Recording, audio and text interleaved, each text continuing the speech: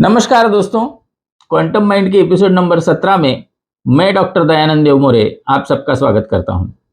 दोस्तों, पिछले एपिसोड में हमने देखा कि सब्लिमिनल मैसेजेस होते क्या हैं, उनका इस्तेमाल कैसे करते हैं। मैं ब्रीफली ये चीज़ें आज बताने वाला हूं।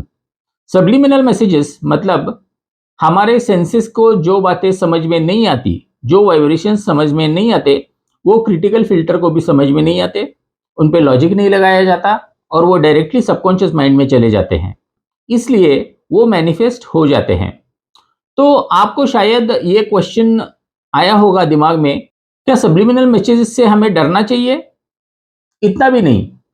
इस पे बहुत सारा रिसर्च हुआ है और रिसर्च से ये पता चला है कि सब्लिमिनल मैसेजेस हमें अफेक्ट तो कर सकते हैं, इतने लेवल पे नहीं कि हमें लाइफ थ्रेट हो जाए या फिर कोई गंभीर समस्या हो जाए। इस इतने लेवल तक वो नहीं अफेक्ट कर सकते। तो लेकिन इसका पॉजिटिव चीज़ों के लिए हम ज़रूर इस्तेमाल कर सकते हैं। तो उसके कुछ मेथड्स हमने लास्ट एपिसोड में देखे, जैसे कि रिकॉर्डिंग करना, एक ऑडियो ऐसा रिकॉर्ड करना कि जो हमें सुनाई ना दे, या फिर लोगो डिज़ाइन में कैसे यूज़ करते हैं, इसके बारे में हमने लास्ट एपिसोड में देखा। अगर ये एपिसोड आप मेरा पहली बार देख रहे हो तो मैं रिकमेंड करूंगा कि एपिसोड नंबर 16 भी आप देखें और एपिसोड नंबर 14 भी आप देखें। रादर मैंने ये सीरीज ऐसी बनाई है कि आप पहले से अगर वीडियोस देखोगे तो आपको इसमें ज़्यादा क्लैरिटी आएगी कि मैं किस चीज़ के बारे में बात कर रहा हूँ।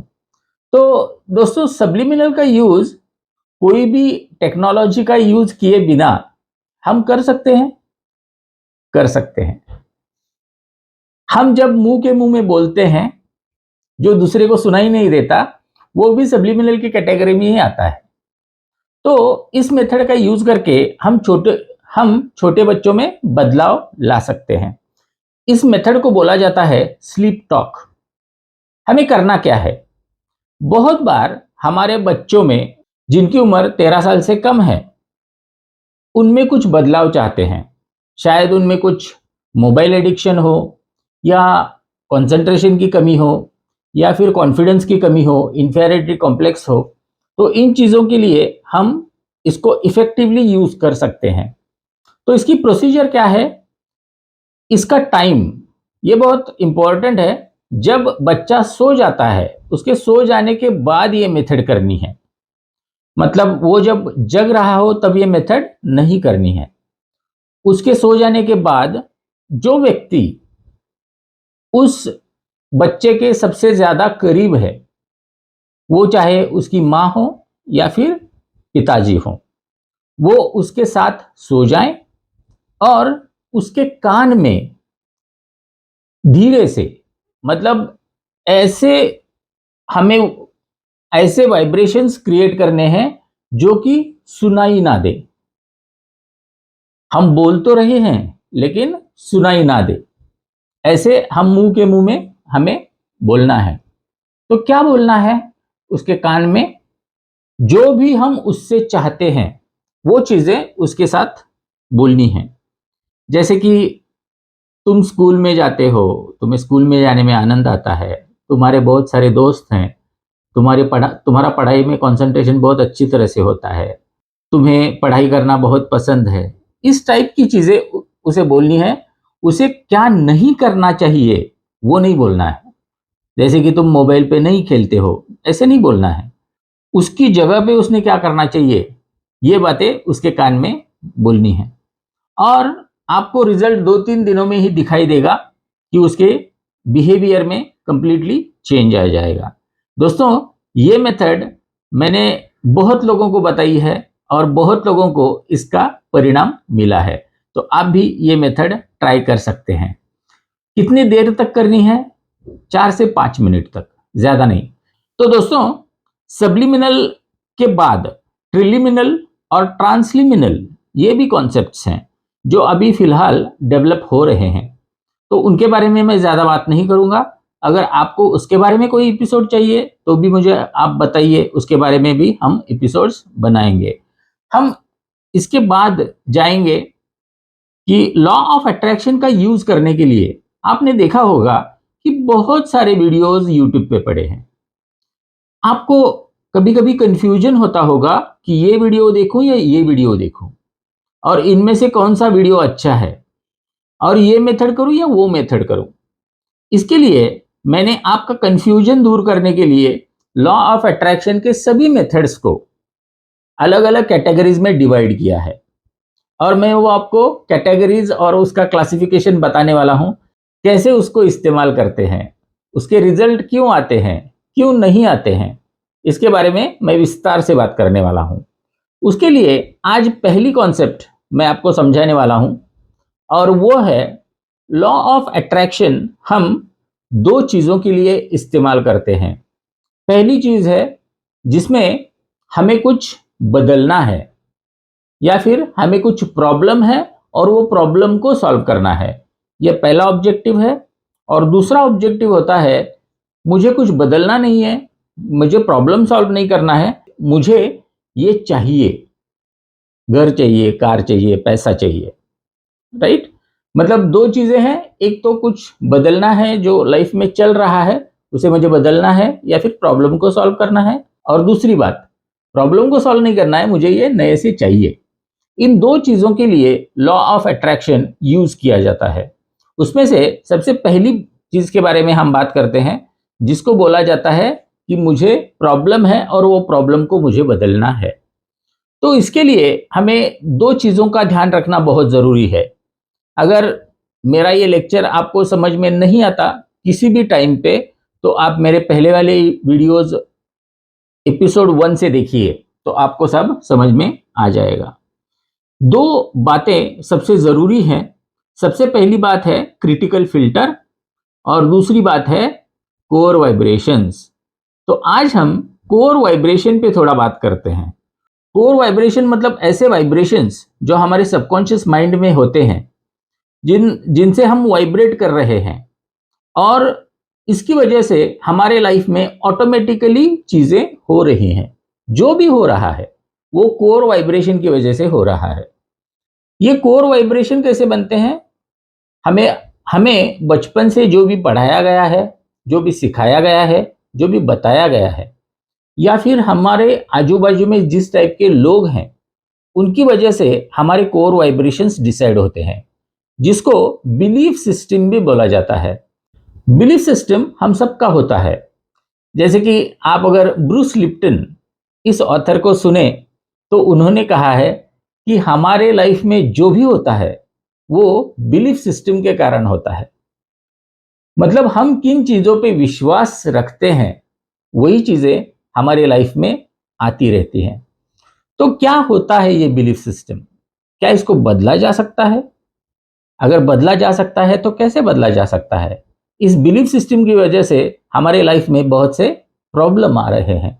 तो अगर प्रॉब्लम को सॉल्व करना है तो इस बिलीफ सिस्टम को हमें बदलना पड़ेगा। ब्रूस लिप्टन बोलते हैं हमारे अंदर इतने बिलीफ्स हैं कि हमें पता भी नहीं है कि ये कौन सा गलत है और कौन सा सही है। उन्होंने उदाहरण के तौर पे एक बात बताई है, जैसे कि हम अगर बीमार होते हैं तो सबसे पहला हमारा बिलीफ है हमें डॉक्टर के पास जाना पड़ेगा। इसको हम ब्लाइंडली फॉलो करते हैं, ये बिलीफ है हमारा। हमारे हमारा हमारे शरीर पे ही विश्वास नहीं है। तो इस बिलीफ से अगर हम जीते हैं तो हम डॉक्टर के बिना ठीक नहीं होंगे। तो इस टाइप का बिलीफ सिस्टम है, इस टाइप के कोर वाइब्रेशंस हैं। इन कोर वाइब्रेशंस के बारे में थोड़ी बात करते हैं। दोस्तों, सब्लिमिनली हमारे माइंड में इतने थॉट्स, इतनी नेगेटिविटी अंदर जा चुकी है आज तक।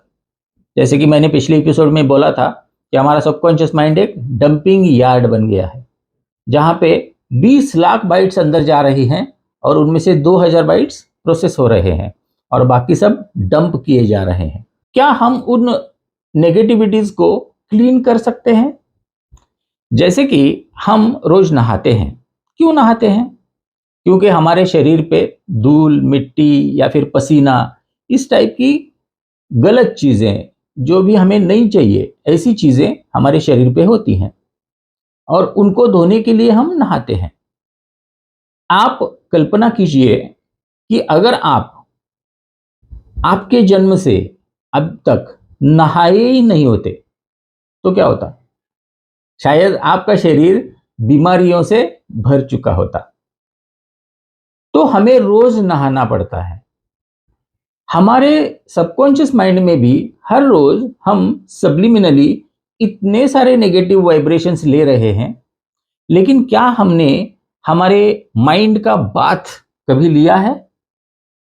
थोड़ी कॉन्सेप्ट अलग है ना। हमने मेंटल बात कभी लिया ही नहीं। इसकी वजह से हमारे माइंड में बहुत सी निगेटिविटी एक्यूमुलेट हो रही है। एक उदाहरण से समझने की कोशिश करते हैं कि क्या आपके दिमाग में ये नेगेटिविटी भरी पड़ी है? आपके घर में एक व्यक्ति है जो 7 बजे घर आते हैं। अभी 7:30 बज रहे हैं। आप उनको कॉल कर रहे हो और वो उठा नहीं रहे। रिंग तो जा रही है लेकिन वो उठा नहीं रहे। 8 बजे आप कॉल कर रहे हो, फोन स्विच ऑफ आ रहा है। आपके दिमाग में क्या थॉट्स आने स्टार्ट हो जाएंगे? क्या पॉजिटिव थॉट आएंगे? नहीं। एक थॉट प्रोमिनेंटली आ सकता है, शायद उनका एक्सीडेंट हो गया होगा। बराबर ना? ये एक्सीडेंट का थॉट आया कहां से? आपके 3-4 पीढ़ियों में देखिए, या फिर आपके घर में आज तक किसी व्यक्ति को एक्सीडेंट की वजह से लेट हुआ है, ऐसी घटना घटी है? नहीं ना? तो फिर ये विचार आया कहां से? ये विचार आया न्यूज़पेपर्स, मीडिया, सब्लिमिनल मैसेजिंग, इनके थ्रू हमारे अंदर गया। और जब भी हमें एक्सट्रीम नेगेटिव पोजीशन को एक्सपोज किया गया, तब ये थॉट ऊपर आया। जैसे बोला जाता है ना कि नींबू को निचोड़ोगे तो उसमें से क्या निकलेगा? नींबू का रस। संतरे को निचोड़ोगे तो संतरे का रस।